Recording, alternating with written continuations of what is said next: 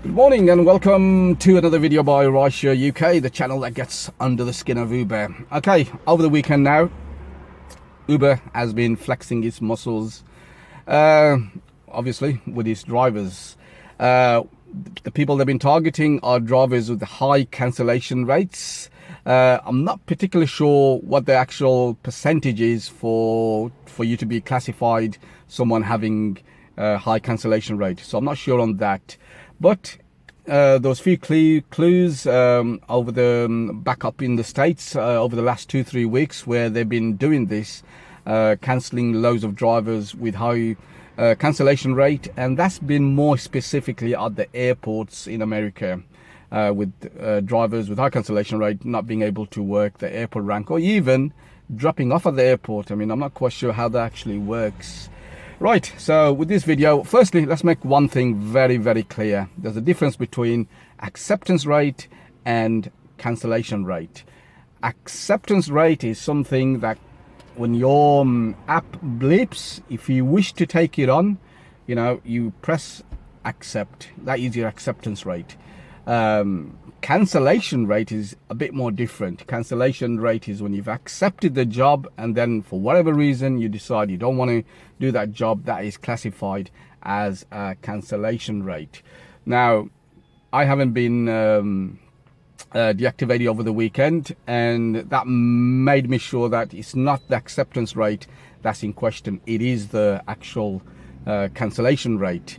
My acceptance rate is very low, probably about 20-30%, I would say. So you're talking about me doing 2 jobs out of every 10 jobs I'm getting, and that's mainly because of the area I work in. For those who don't know Birmingham quite well, I work in outskirts of Birmingham, probably 20 miles away, places like Kenilworth or Leamington, Warwick, or even Stratford-upon-Avon. And if you were to actually accept every job the way they want you to work, you will not be making any money down there. But I'll go into a bit more detail how I work to keep my cancellation rate low further down the video. And the acceptance rate as well, Uber has also mentioned that is not applicable anymore. They don't, even if you were to log on to your website, you will not see your acceptance rate percentages there anymore. All you'll see is the amount of jobs you cancelled and the percentage rate of cancellation, that is.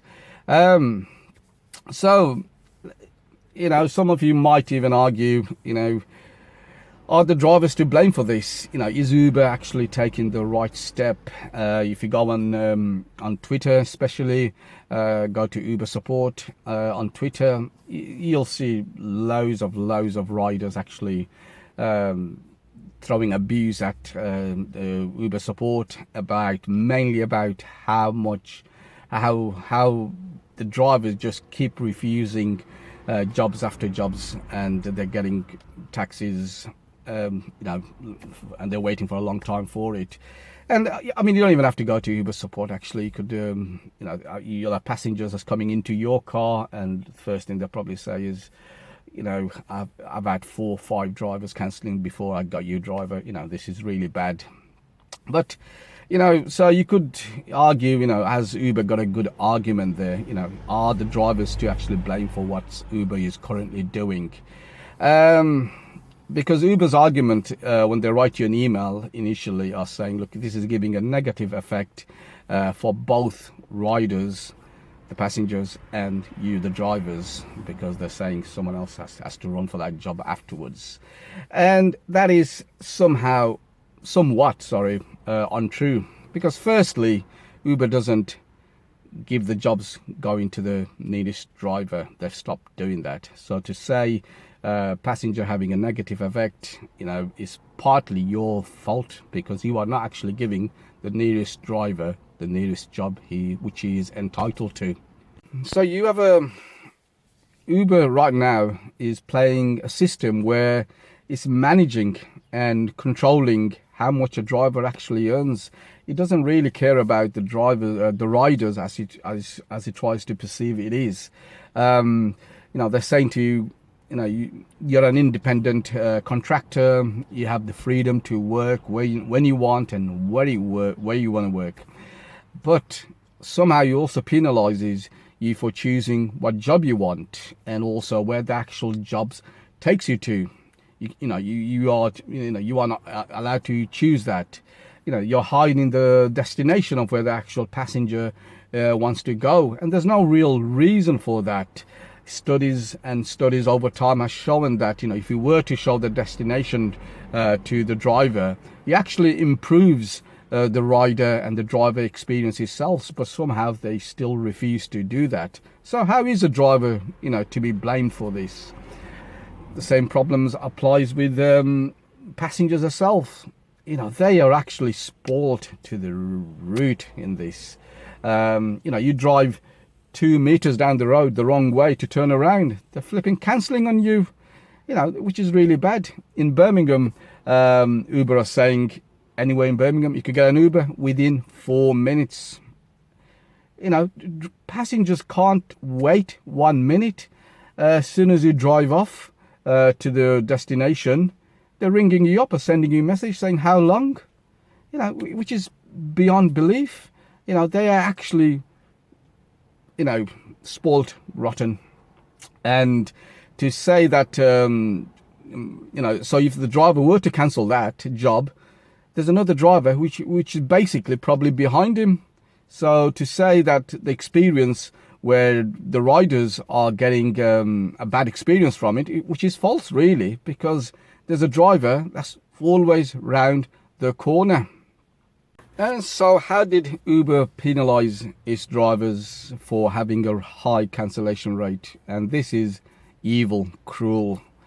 They done this on Easter Saturday, one of the busiest nights of the week.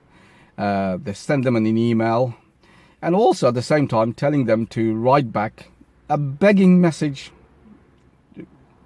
why they should be let back in again onto the app. They leave you in the dark. They're saying we'll contact you within the next 24 hours. Some of the drivers have been activated about 6 hours. Some are still expecting to be activated, and it's nearly been 24 hours. So the way they're doing this is a very, very cruel system. So the question to ask finally is, has what Uber has done over the weekend, has it worked for them? And I'll probably say it has. I think it has, and that's mainly because drivers don't actually have any real choice. They were frightened by what's just happened, and so that would have actually give them some sort of a kicking on the backside, which wasn't necessary at all.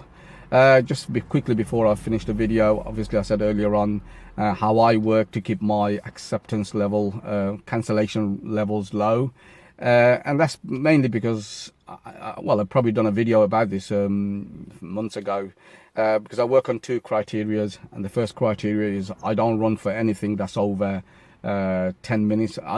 I stick to a single minute run, so basically up to 9 minutes, and also the mileage as well.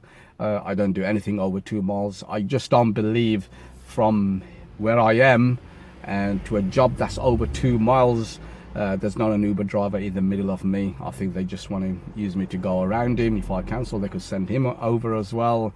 And that's the reason, that's the 2 criteria I stand by. Less than 9 minutes or less than 10 minutes, and he also has to be less than 2 miles for that pickup point. This is quite sad.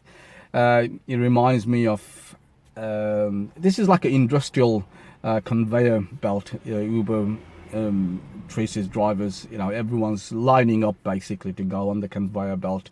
Once you're actually on the belt, for some reason, while you're streaming across, a big hand comes and just whacks you out of the conveyor belt for whatever reason it can be. So we are basically on an industrialized conveyor belt with Uber.